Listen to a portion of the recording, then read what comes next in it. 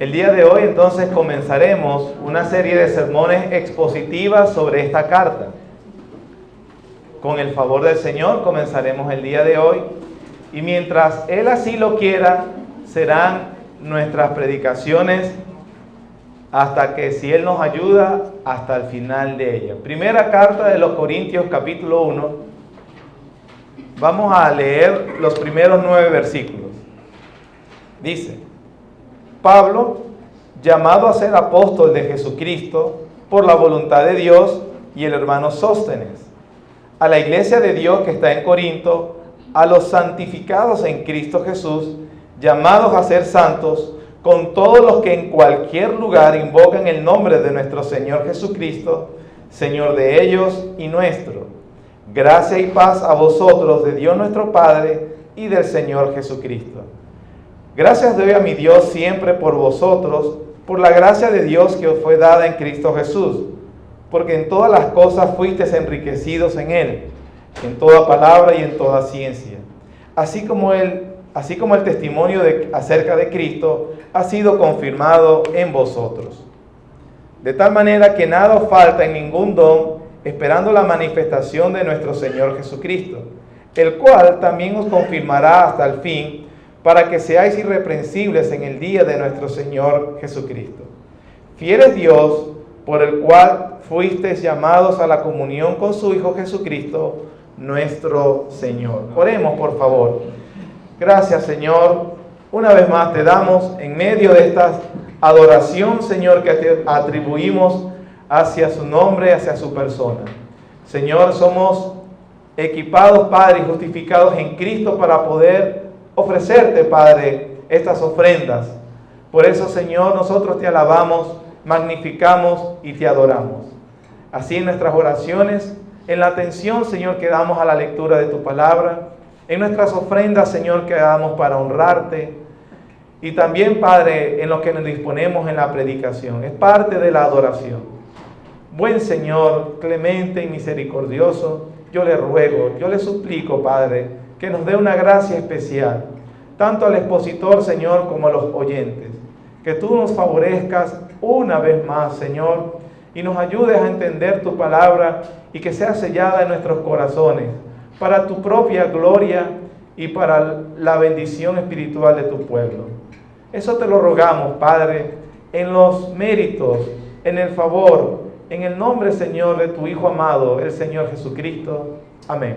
Amén. Como ya acabo de decir, comenzaremos el día de hoy con una exposición consecutiva de la carta de Pablo a los Corintios.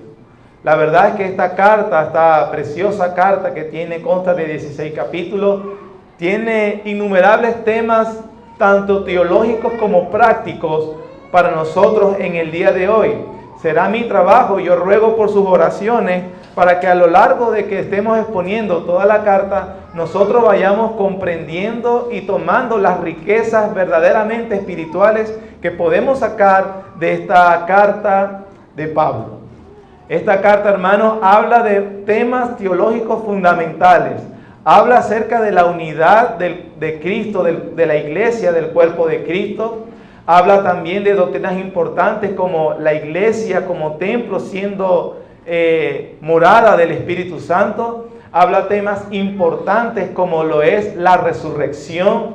Habla temas importantes como también es el orden en el culto de la iglesia y en los dones espirituales. Uno de los capítulos, el capítulo 12, por ejemplo, se expande y quizás es el capítulo más amplio de todo el Nuevo Testamento para hablarnos acerca de los dones espirituales. También la carta contiene varias instrucciones éticas de cómo el cristiano debe comportarse, cómo debe reflejarse esa condición que disfruta el pueblo de Dios ante Dios, por cierto, que es la santificación. Habla acerca de cuál es la actitud y cómo debe comportarse el cristiano con respecto al tema de la inmoralidad sexual, con respecto a ese tema importante de la sexualidad. Habla también de la doctrina importante de la disciplina dentro de la iglesia. Habla también de cómo o cuáles son los principios para comportarse en aquel tiempo con respecto a los sacrificados, los ídolos, el comer carne o el beber vino y los principios fundamentales que nosotros debemos aplicar. Habla sobre el orden del espíritu, habla sobre el lugar de la mujer en la iglesia, habla y tiene importantes temas tanto teológicos como prácticos. El propósito de Pablo es cambiar y darle instrucciones para que ellos cambien su conducta. Pero para poder hacer eso, él les da instrucciones teológicas enseñándoles lo que ellos deben ser para que sean, lo que ellos son para que sean. Así que nosotros entonces estaremos empezando hoy el estudio de esta carta. Para empezar, hermanos, podemos ver que esta carta la podemos dividir en tres partes generales. La primera consta de una salutación y acción de gracia que el apóstol da por la iglesia. Eso corresponde desde el capítulo 1, versículo 1 hasta el versículo 9. Ahí usted va a ver la primera parte de la carta. Yo creo que ya se está haciendo un hábito para que usted también, cuando haga sus estudios, dividir los libros de la Biblia, porque es más fácil estudiarlos por parte y de esta manera. La primera parte son saludos iniciales y una acción de gracias que Pablo levanta por la iglesia de los Corintios. Capítulo 1, versículos 1 hasta el 9. La segunda parte de la carta consta del contenido, el cuerpo, la razón por la cual Pablo le está escribiendo a los Corintios. Comienza desde el versículo 10 y termina y se expande hasta el capítulo 16, versículo, ya les digo si no me equivoco, hasta el versículo 12, capítulo 16, versículo 12. Desde el capítulo 1, versículo 10, hasta el capítulo 16, versículo 12, el apóstol va a explicar las razones y el contenido de la carta. Y a partir del versículo 13 del capítulo 16, él cierra la carta y da una salutación final. De manera, hermanos, que aquí tenemos las tres secciones principales y más generales de la carta. El día de hoy comenzamos estudiando y exponiendo la primera parte nada más. Y la primera parte, como acabo de decir, son las salutaciones y acciones de gracia. Sin embargo, por el contenido que tiene, hoy vamos a ver solo la salutación. Con el favor del Señor veremos el próximo domingo las acciones de gracia. Entonces enfoquémonos de una vez y entremos a los primeros tres versículos que corresponden a la salutación del apóstol Pablo. Dice: Pablo, llamado a ser apóstol de Jesucristo por la voluntad de Dios, y el hermano Sóstenes, a la iglesia de Dios que está en Corinto, a los santificados en Cristo Jesús, llamados a ser santos, con todos los que en cualquier lugar invocan el nombre de nuestro Señor Jesucristo, Señor de ellos y nuestro, gracia y paz a vosotros, de Dios nuestro Padre y de nuestro Señor Jesucristo. Podríamos haber hecho un mensaje introductorio acerca de toda la carta. Esa era una posibilidad de comenzar hoy la exposición de esta carta. Gracias.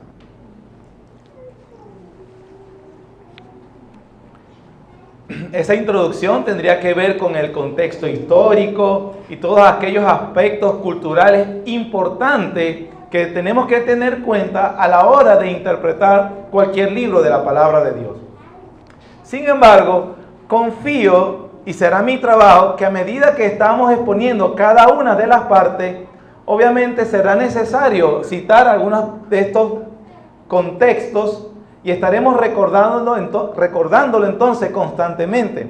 Es por eso que vamos directamente a abordar el saludo del apóstol Pablo.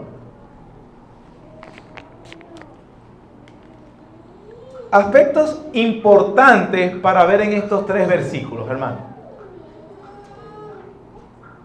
Una de las cosas que tenemos que tener en cuenta es cómo Pablo estructura y compone su saludo.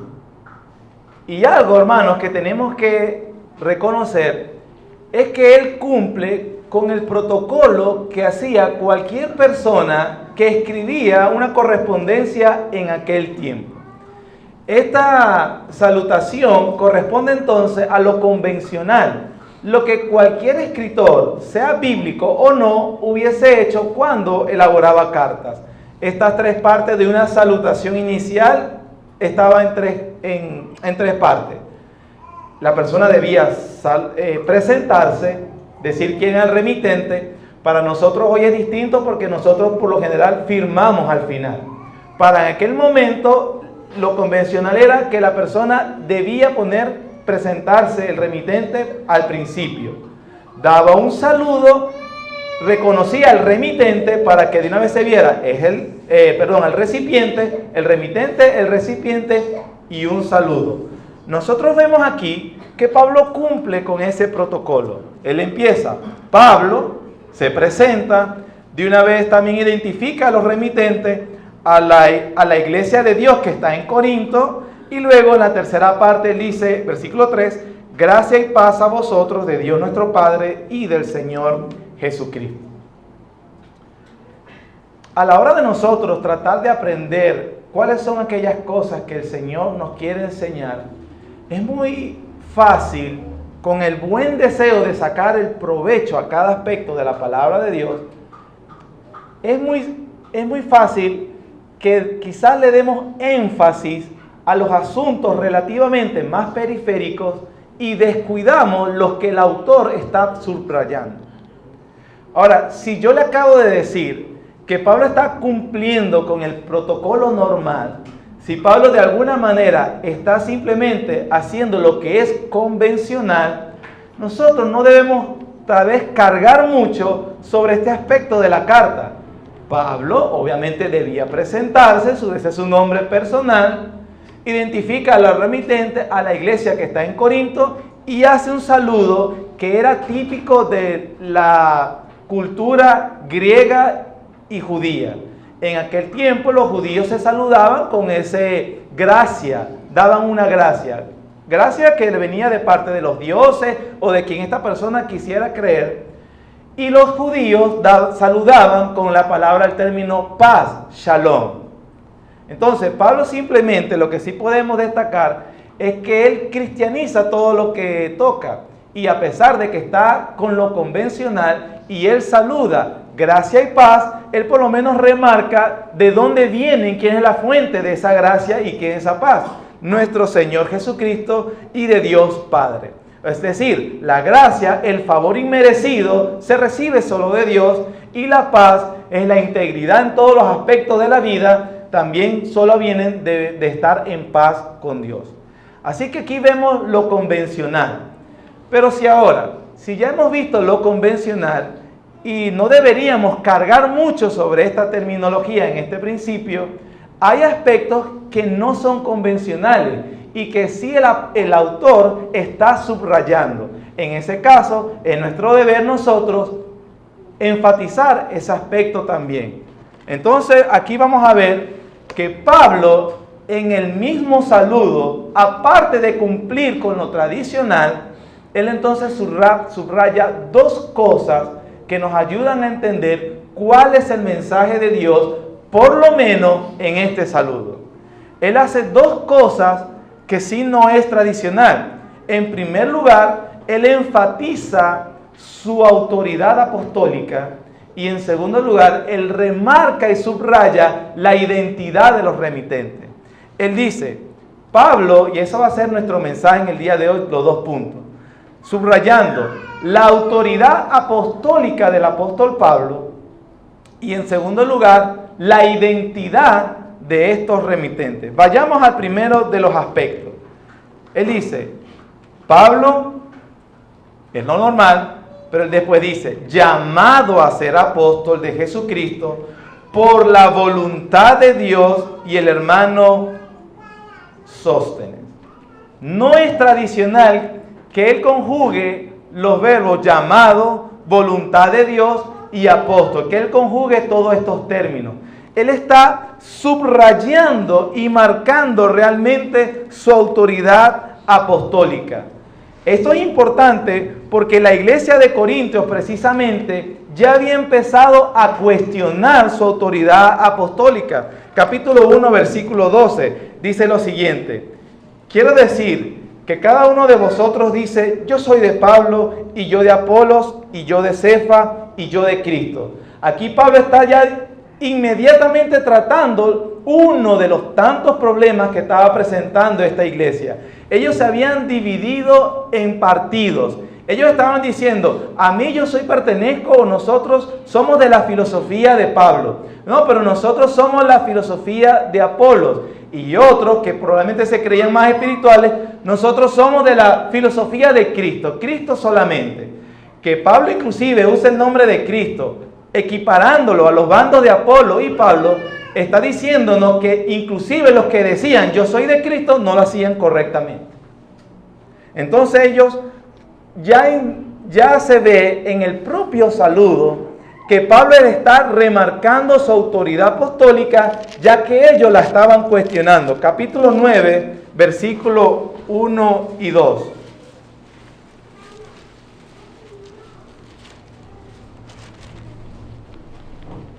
Él vuelve con el tema y les pregunta irónicamente o retóricamente: no soy apóstol, no soy libre, no he visto a Jesús el Señor nuestro. ¿No sois vosotros mi obra en el Señor? Si para otros no soy apóstol, para vosotros ciertamente lo soy, porque el sello de mi apostolado sois vosotros en el Señor. De manera que ya empezando la carta y apenas saludándolo, él está entonces remarcando su autoridad apostólica. Pero hermanos, noten también esto. Pablo lo hace con suavidad. Él lo hace de una manera sutil, con elegancia sobresaliente, dejando que el peso de tal asignación viene de Dios y no de él mismo. Pablo, llamado a ser apóstol, sí, por la voluntad de Dios. Él no está diciendo, yo elegí este oficio, o yo demando que todo el tiempo que cada vez me tengan que llamar, se recuerden que le están hablando al apóstol. Él no está tratando simplemente de enfatizar un título como que se sintiera menos porque no lo llamen apóstol. Era precisamente porque la iglesia estaba negando su apostolado y él tenía que afirmarlo desde el principio. ¿Por qué Pablo tiene que hacer esto? No es que está tratando de imponer un título, como que si eso fuera la identidad. Tampoco, hermano, es una manifestación de orgullo. Hermano Pablo, apóstol para la próxima. O como si, hermano Luis, pastor. Recuérdate. No, él no es una manifestación de orgullo. Tampoco es una glorificación de sí mismo. Miren los méritos que yo he tenido para llegar a este nivel. Una cosa que sí vemos en los parlanchines de hoy, en el apóstol Pablo es todo lo contrario. Él no está alardeando de sí mismo. Él no se glorifica a sí mismo cuando él afianza su apostolado. Vamos al capítulo 15 de la misma carta, donde él está constantemente hablando de esto. Capítulo 15.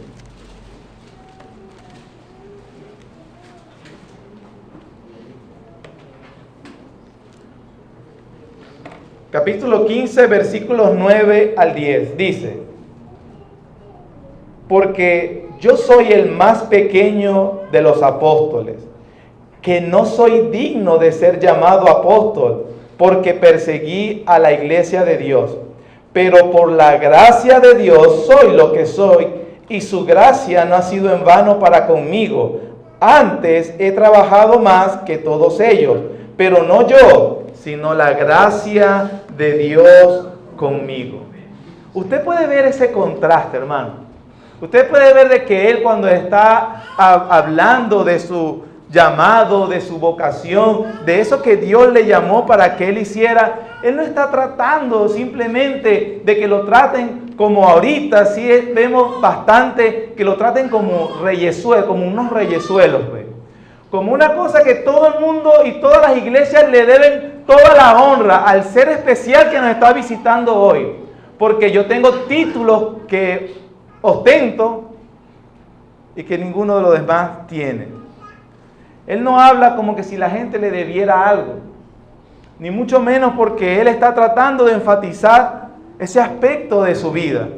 Vamos a primera carta de Timoteo, capítulo 1.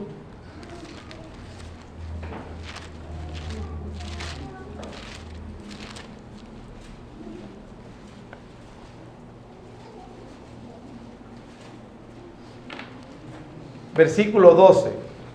No pierda Corintios, que es nuestro texto base, pero aquí estamos hablando y viendo cuál es la imagen que Pablo tiene del apostolado. Capítulo 1, versículo 12.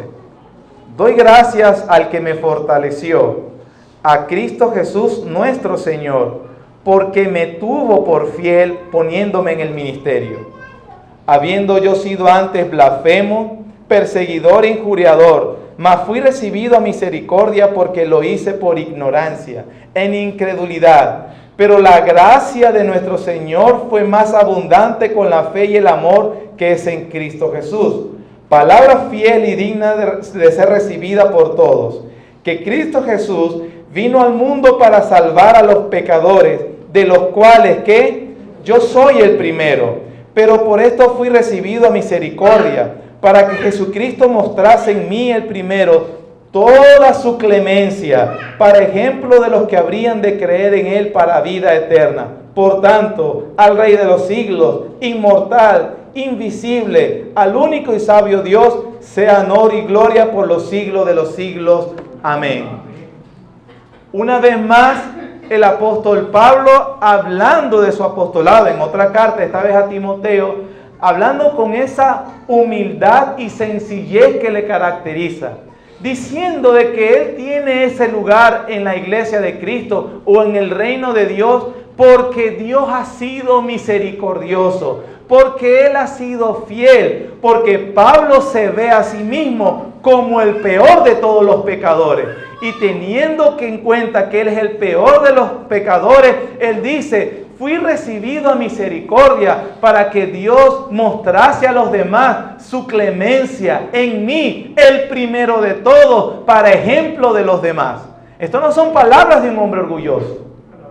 Por cierto, hablando de ese tema, le vemos en el último versículo que él hace una doxología, una adoración. Por tanto, al Rey de los siglos, inmortal, al Rey invisible, sea todo honor y gloria. ¿Saben por qué él puede hacer eso? Porque él se ve como Dios lo ve. La razón, no es el tema, pero no puedo perder la oportunidad. Por la razón por la cual tú no tienes alabanzas a Dios, tú no tienes gozo cristiano, es porque tú no te ves como realmente eres.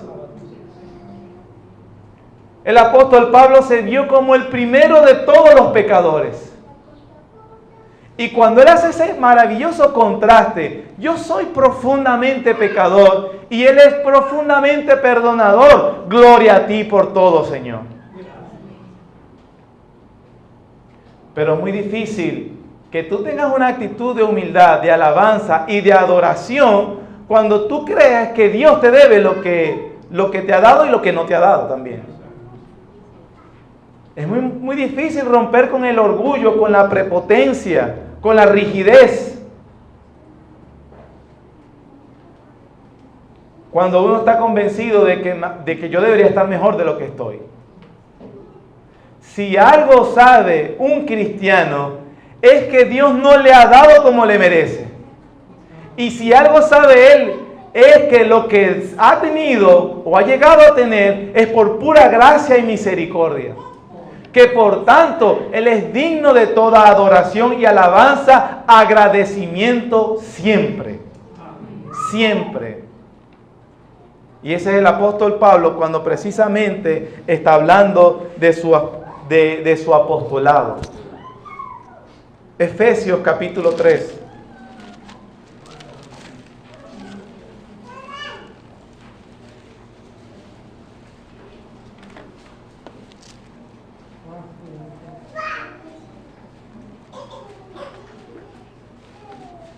Versículos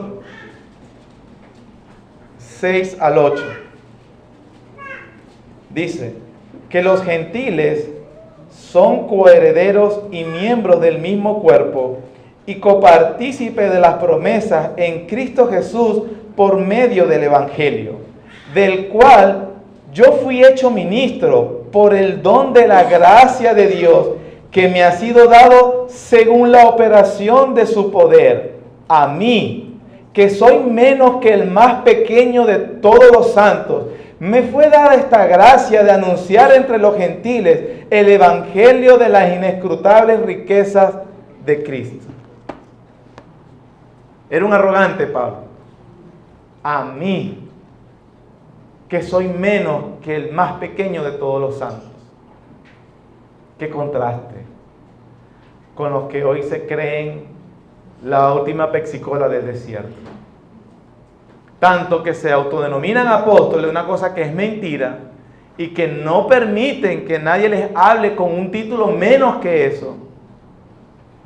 Que se ofenden si le dijeran hermano, siendo el título más glorioso en relación a unos con otros. Hermano Luis, hermano Baltasar, hermano Roger.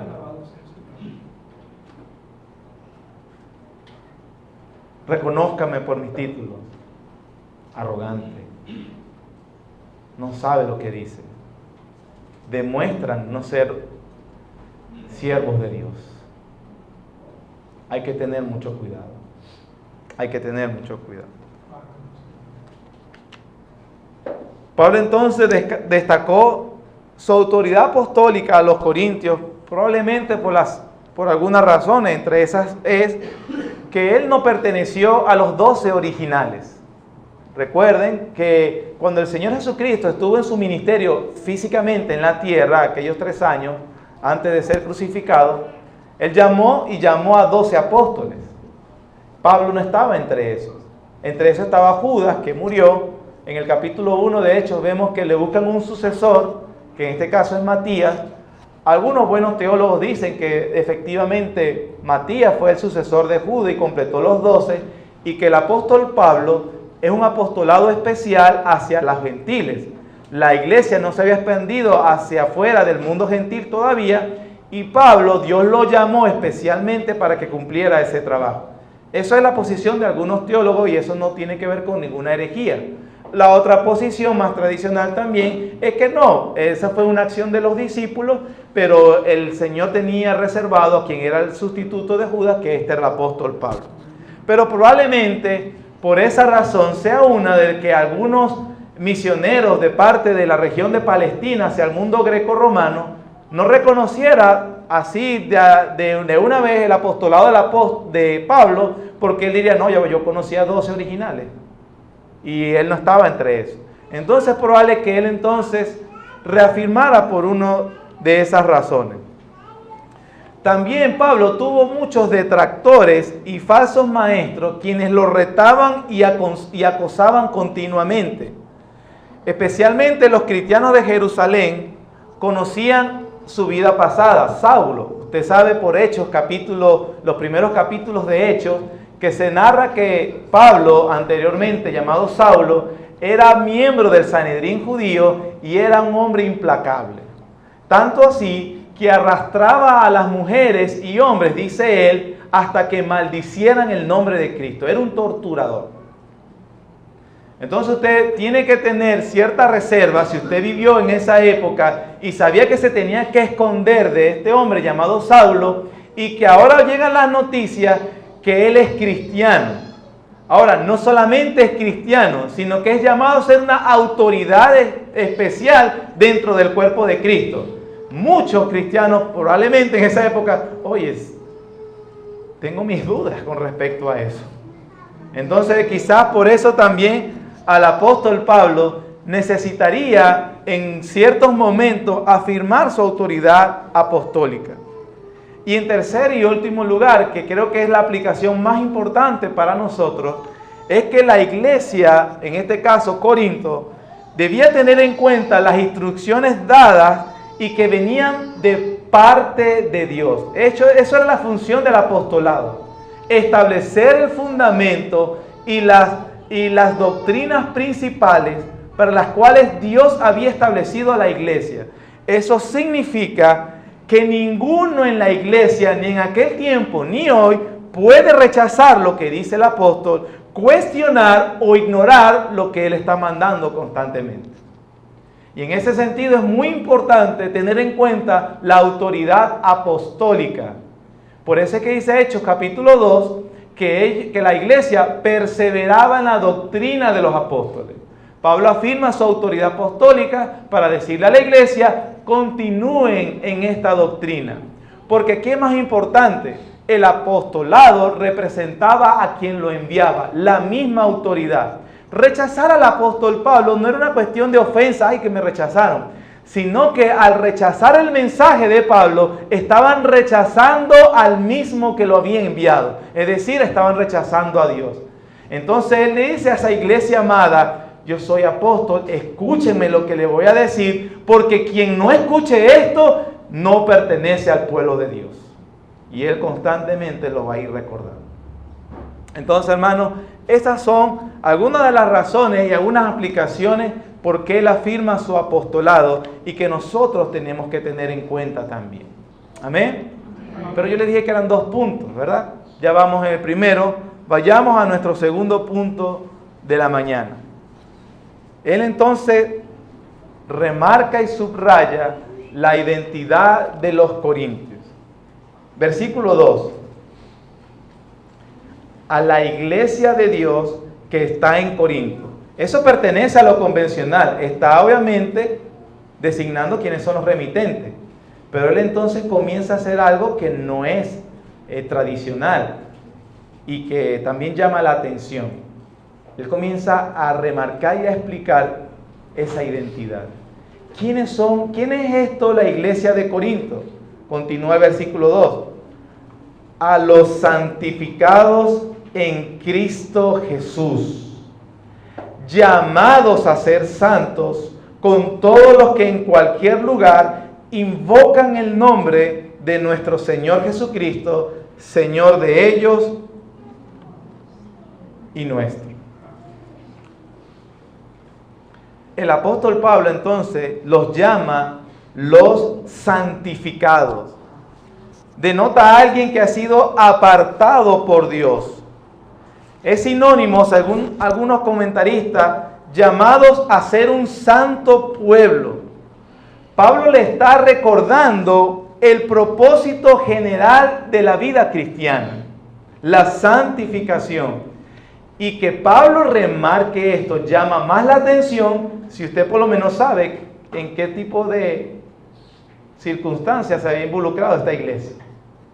Y aún así, Pablo los llama los santificados, llamados a ser santos.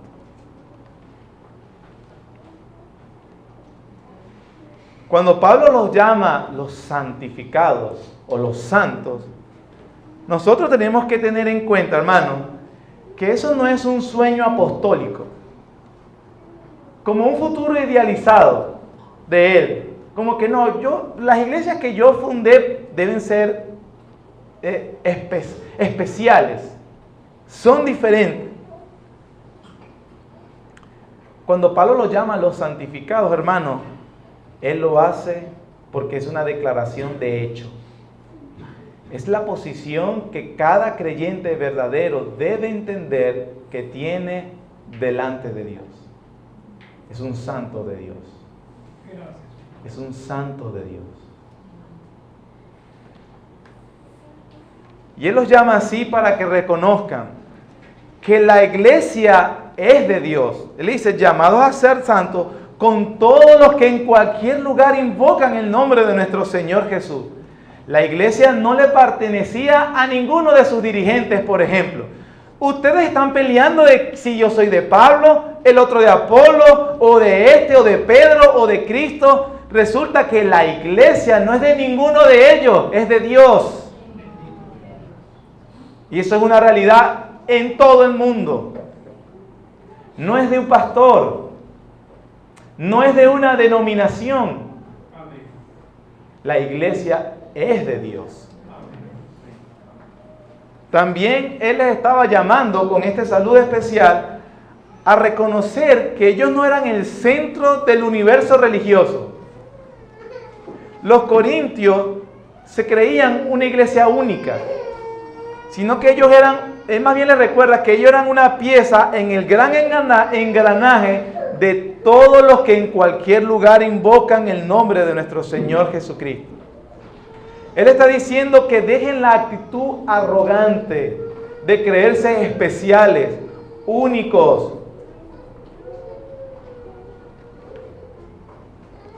Más adelante, con sarcasmo, en el capítulo 4, Él les dice: ya estáis saciados, ya son ricos, sin nosotros reináis. Ojalá reinaseis para que también nosotros reináramos con ustedes. Ellos ya creían que habían alcanzado el potencial humano máximo. Tanto es así, hermano, que ellos podrían considerar, y eso es una realidad hoy en día, de gente que, bueno, sí, es verdad, esas son reglas y mandatos para la iglesia de Dios en general. Mi caso es específico, yo no tengo por qué cumplir eso. Todos los cristianos deben congregarse. Sí, eso es verdad. Pero en mi caso es particular. Yo puedo no congregarme. No, eso no es verdad. Él le llama a la iglesia que reconozca eso. Los corintios tenían una idea equivocada de su propia madurez. Ellos se creían de verdad los cristianos más maduros y completos de todo el mundo. Eso sucede siempre con frecuencia. Y nosotros vemos que esa iglesia era la más inmadura de todas las que en el Nuevo Testamento por lo menos se habla. Y eso es frecuente. Por lo general, los cristianos más inmaduros son los que creen que son más maduros. Son los más inmaduros.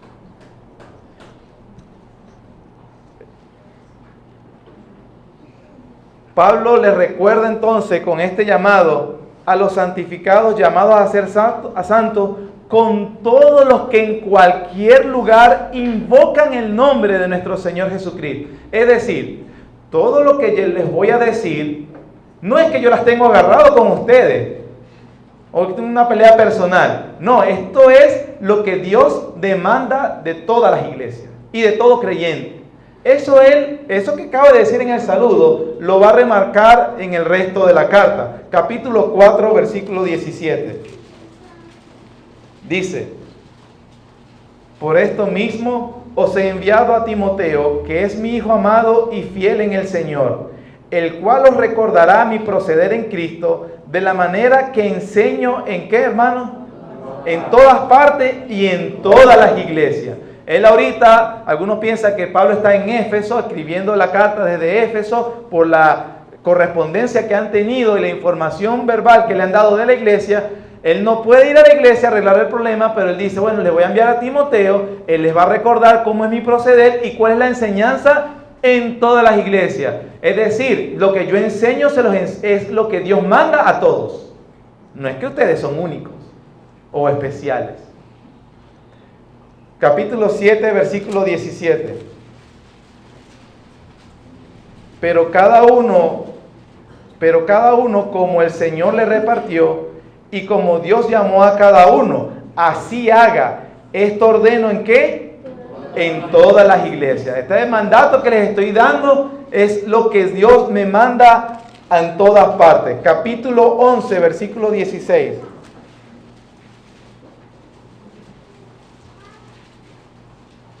Con todo eso, si alguno quiere ser contencioso, nosotros no tenemos tal costumbre, ni quien. Capítulo 14, versículo 33. Pues Dios no es Dios de confusión, sino de paz, como en que todas las iglesias de los santos. De manera que Pablo les está llamando a la iglesia, hermanos, y nosotros tenemos que tener en cuenta que lo que dice la palabra de Dios y las demandas que se hacen es para todo cristiano. No hay un trato especial, único, singular. Eso es precisamente lo que ellos debían entender. Llamados a ser santos, a los santificados en Cristo Jesús, llamados a ser santos, repito. Lo que obligatoriamente, hermanos, tenemos que hacernos, preguntarnos y responder, ¿qué es la santificación? ¿Qué es su naturaleza? ¿Cómo la vemos? ¿Cómo podemos de verdad reconocer que en mi vida y en la vida de otros experimenta la santificación? ¿Por qué esa pregunta es importante? Porque esa es la evidencia de que alguien es cristiano. Si no hay santificación, no hay regeneración. Y es muy importante, hermanos, entonces, que esta identidad nosotros la sepamos reconocer a la luz de la palabra de Dios.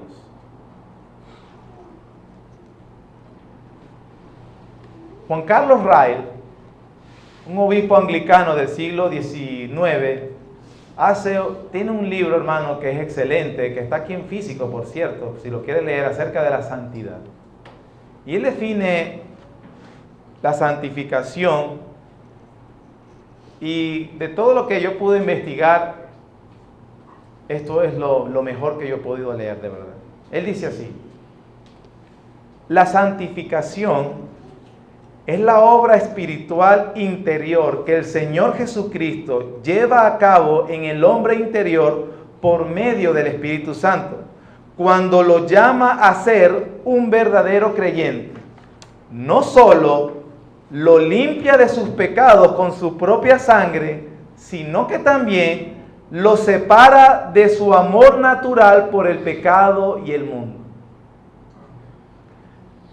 Repito, es la obra interior que el Señor Jesucristo obra en el hombre a través del Espíritu Santo, que en realidad no solo le limpia los pecados con su propia sangre, que es una parte esencial de ser cristiano, ¿no? Pero a la vez lo separa de su amor natural por el pecado y el mundo. Pone un principio nuevo en su corazón, lo hace practicar la piedad en su vida. El instrumento por el cual el Espíritu hace esto es generalmente la palabra de Dios, aunque a veces usa aflicciones y visitaciones providenciales.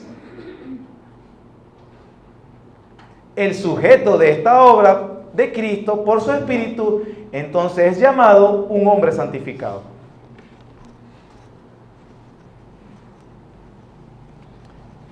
Eso es lo que usted experimenta en la conversión. Eso es lo que hemos experimentado. Porque si no, hermanos, podríamos decir que no somos realmente cristianos. La obra que hace Cristo mismo a través de su Espíritu en un hombre, no solo para convencerlo de que su sangre lo limpia de todos sus pecados, sino que lo separa de su amor natural al pecado y del mundo. Lo separa. Lo hace practicar la piedad.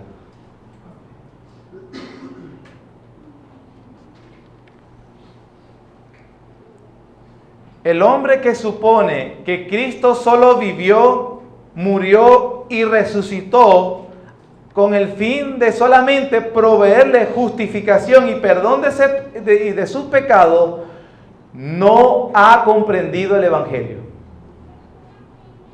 Aunque no lo esté haciendo conscientemente, él está deshonrando a Jesucristo. Si usted supone que solo Cristo vino y murió para conseguir el perdón de sus pecados, usted no ha aprendido el Evangelio, porque no es verdad. El Señor Jesucristo se ha hecho a cargo de todo lo que las almas de los suyos requieren, no solo para librarlos de la culpa del pecado por medio de su muerte expiatoria, sino también del dominio de sus pecados, colocando el Espíritu Santo en sus corazones, no únicamente para justificarlos, sino también para santificarlos.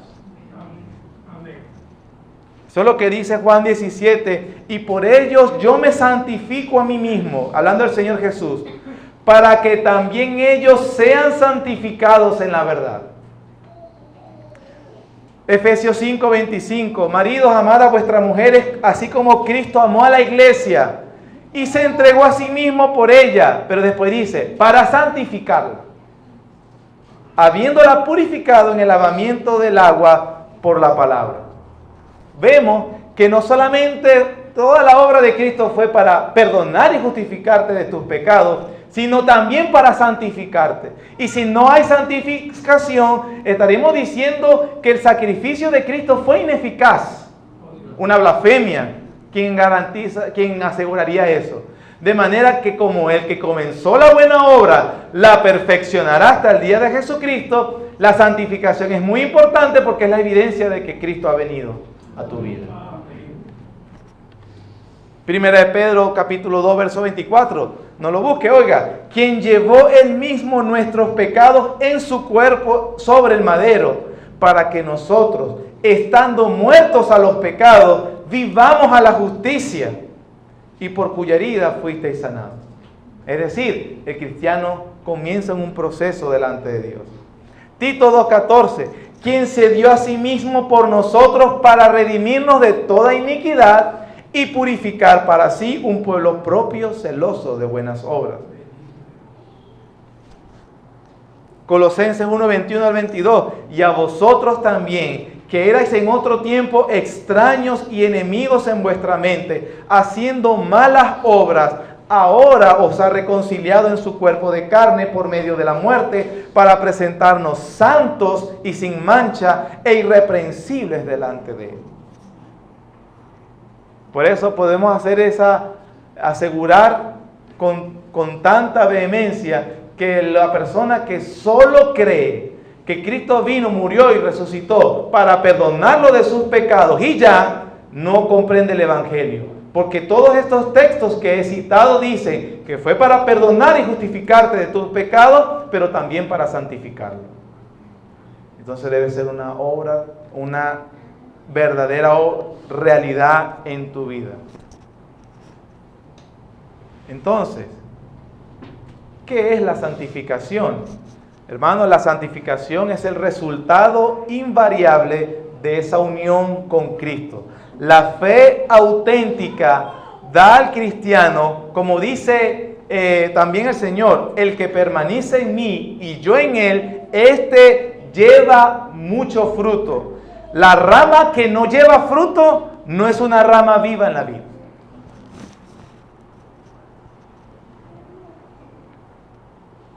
La unión con Cristo.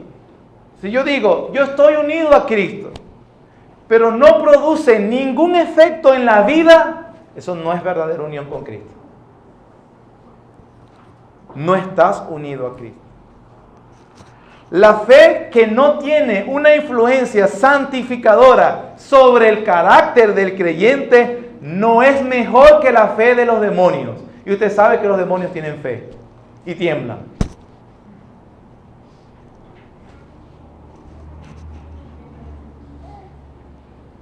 La fe que no produce esa obra real en el carácter del hombre, esa no es la fe que la Biblia dice que es un don de Dios.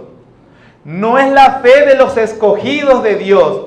La fe verdadera constriñe al hombre a vivir consagrado para Dios como efecto de un profundo sentido de gratitud por su redención.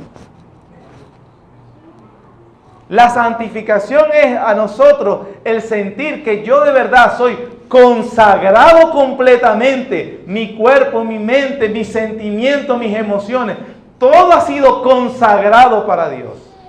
Y eso lo hace con un sentido profundo de agradecimiento.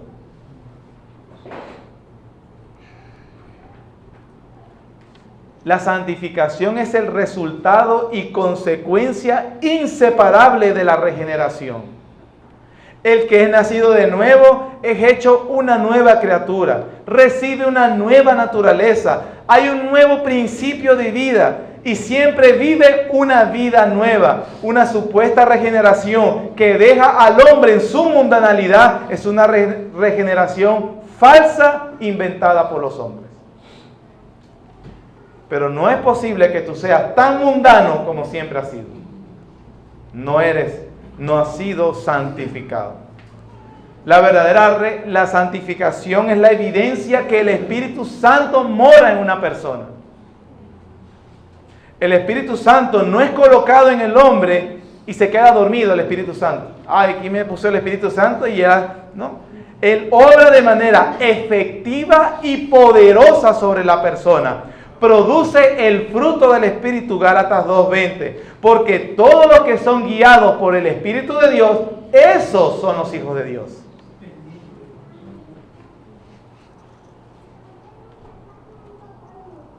La santificación es una realidad que siempre será posible ver. La santificación es algo por el cual el creyente es responsable.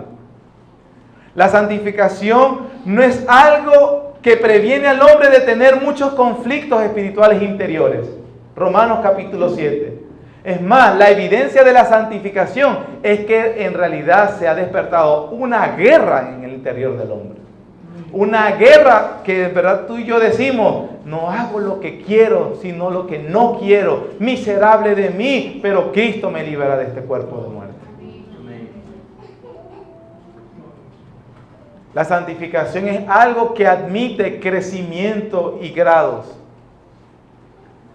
La santificación depende, hermanos, del uso diligente de las Escrituras.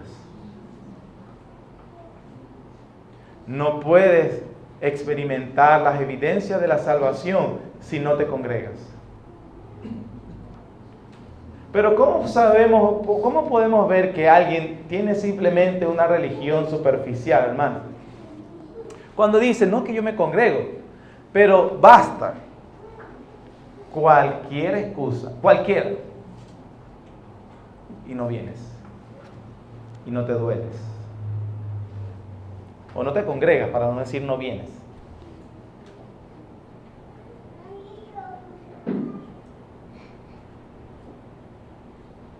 Basta que cualquier problemita venga, no, yo voy a dejar de orar, me desanimé. Dejo de leer la Biblia, dejo de orar, no me esfuerzo por asistir a las reuniones de oración. Y uso la palabra intencional, esfuerzo. La Biblia dice guerra, es una guerra. Vea un documental sobre la guerra y usted ve que los soldados no están en una hamaca esperando que el enemigo se rinda. Y nosotros entramos en esa guerra. Esa es la santificación. ¿Cuáles son las evidencias entonces de la santificación? Permítame decirle lo que no es. Rapidísimo. Y con esto termino.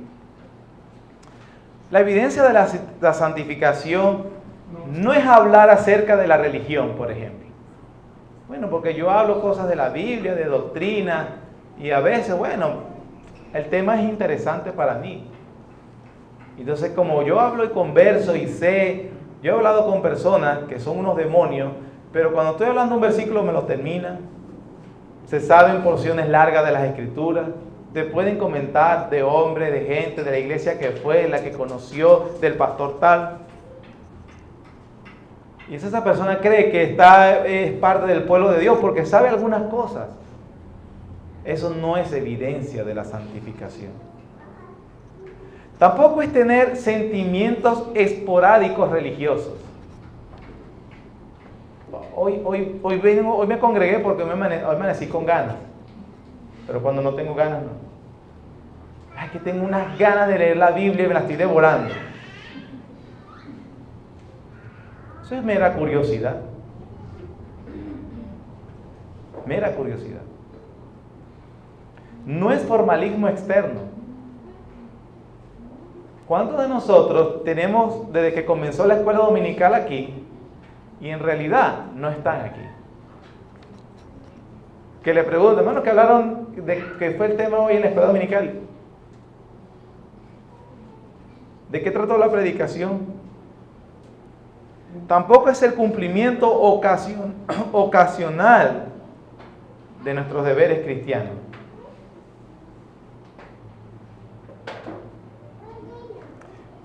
¿Qué sí es la evidencia de la santificación? Es un temor, hermano, escucha bien, una evidencia que te dice que has entrado en la santificación. Es un temor habitual a la ley de Dios.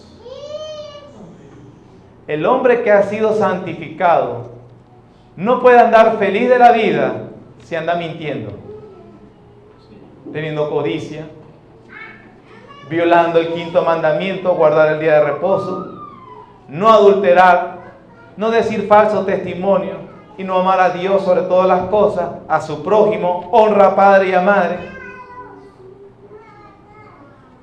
No puede ser una persona que dice que estoy en Cristo y no tiene ningún tipo de temor a violar la ley de Dios cada vez que se le presente.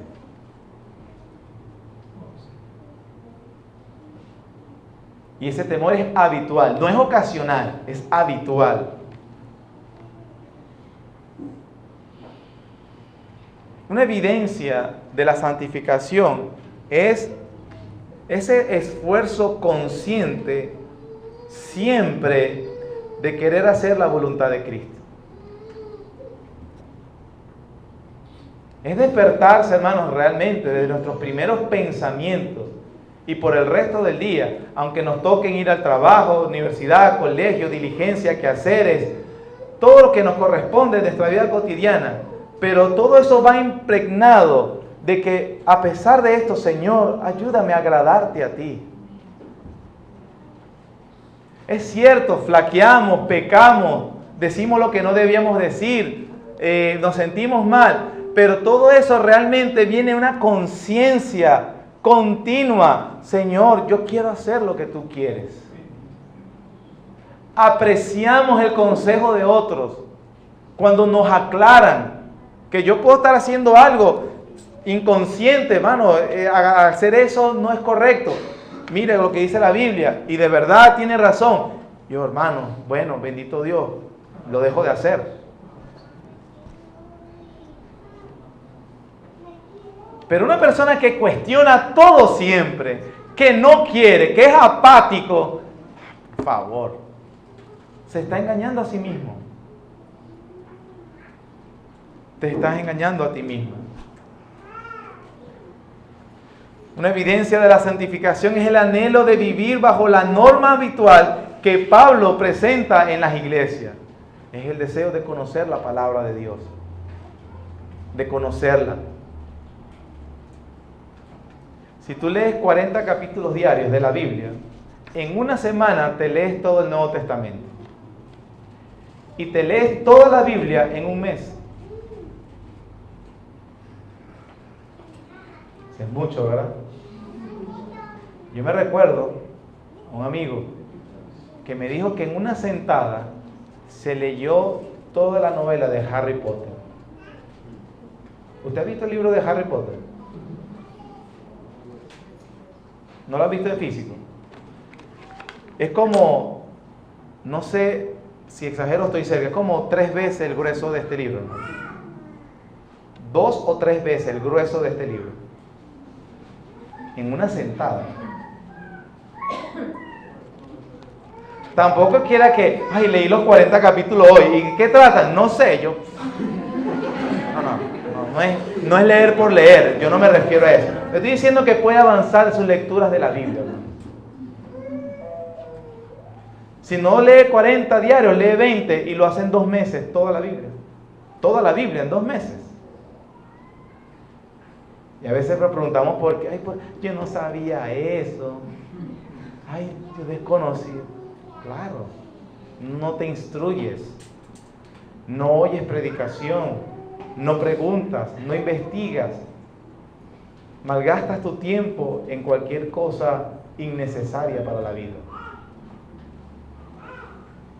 Hermano, realmente, y respóndete delante de Dios. Tú lees la Biblia, ¿te interesa?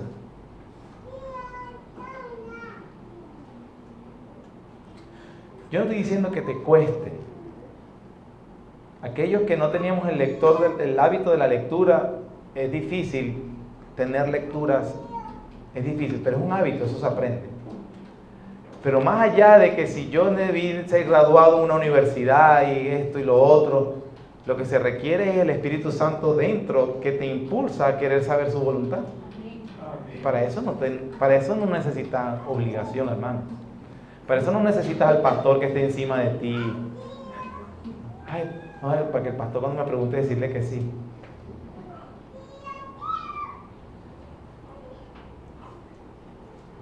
Realmente tú puedes decir que Cristo ha llegado a tu vida.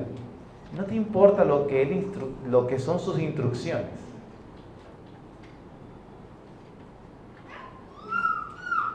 Se convoca para una actividad en la semana, te pesa. Te pesa. Una cosa es, no, bueno, qué lamentable, no puedo asistir cuando es día de semana.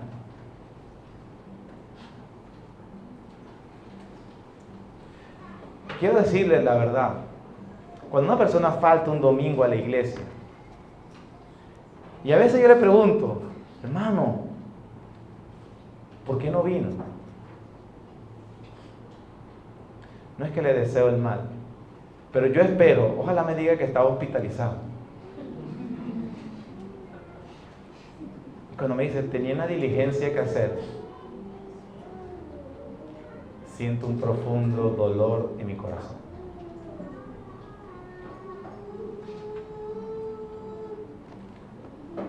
Por lo general, no. Le digo, Señor, ten piedad de él y que conozca el Evangelio.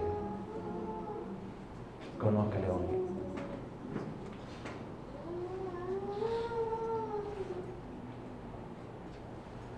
La santificación se evidencia por la atención habitual, consciente y esforzada de usar los medios de gracia.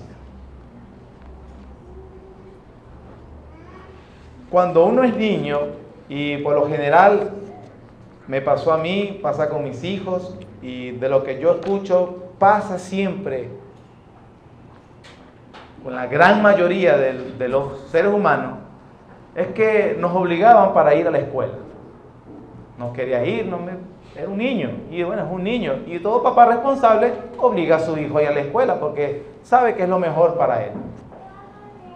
Cuando crecimos y estamos entrando a la juventud y somos maduros, vamos a la universidad y ya mi papá y mi mamá no me está levantando diciendo que tengo que prepararme. Ya nosotros, una persona madura, cumple con su carrera universitaria porque ya es algo que él asumió que es necesario. Esas son evidencias que alguien maduró. ¿Está claro? Usted ve cuando vemos a un joven, un hijo adulto, le estoy manteniendo, no paga comida, le doy techo, le doy ropa, le pago la carrera y no va. Usted dice, no, esta persona está pobrecito porque está mal en la vida. Es un tonto, es una tonta. ¿Es verdad? ¿Cierto? Tristemente es así. El esfuerzo consciente de los medios de gracia es la evidencia de que estamos en Cristo. No me tienen que obligar. No me tienen que manipular.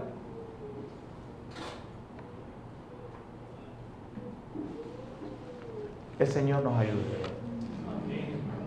Porque Pablo aquí en estos primeros versículos dijo, a los santificados en Cristo Jesús, llamados a ser santos. Esa es la santidad, hermano. Que el Señor de verdad obre poderosamente en nuestras vidas. Y si usted está acá y hoy tú puedes decir, de verdad que yo no tengo esa obra santificadora, es momento de que usted le implore, le ruegue, le suplique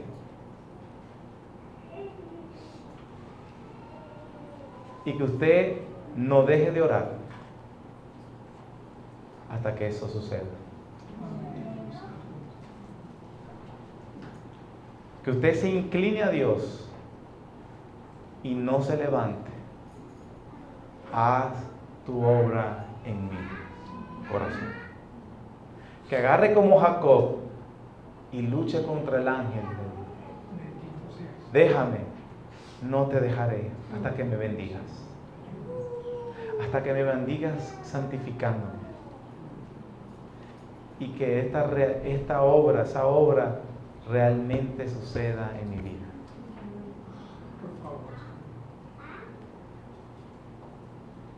Usted consagre toda su vida a Dios, no un pedacito, no una hora, toda su vida,